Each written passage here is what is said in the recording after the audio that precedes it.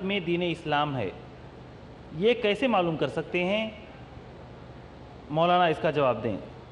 یہ بات ایسی الٹ دی گئی ہے سوال میں۔ تمام لوگوں کی فطرت میں دین اسلام نہیں ہے، جو فطرت ہے وہ دین اسلام ہے۔ دین اسلام فطرت میں نہیں ہے، جو فطرت ہے وہ اسلام ہے۔ اب محمد رسول اللہ صلی اللہ علیہ وسلم کے آنے کے بعد وہ اسلام دین بنا ہے، پہلے دین نہیں بنا تھا۔ آپ پوچھیں گے فرق کیا ہے دین میں اسلام میں، بتا دوں گا آپ کو۔ اسلام کے معنی اطاعت کے ہیں، کسی کی اطاعت۔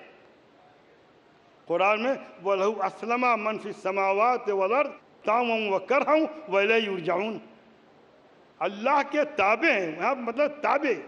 سورج کا اپنے نظام کے مطابق نکلنا، چاند کا اپنے نظام کے مطابق چلنا، ستاروں کی نظام کے مطابق گردش، یہ جو سب کچھ ہے وہ قرآن اس کو عمومی اسلام کہتا ہے، وہ عام معنی اسلام کا۔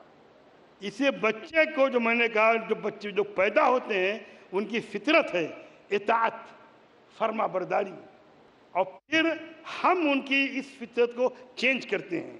تو بجائے یوں کہہ کے مجھ پہ اعتراض کر کے سوال مت کیجئے کہہ کر کے کہ ہر بچے کی فطرت میں اسلام ہے، ہر فطرت اسلام ہے، اور اسلام دین بنا ہے حضور پاک صلی اللہ علیہ وسلم کے آنے کے بعد۔ جزاک اللہ خیر۔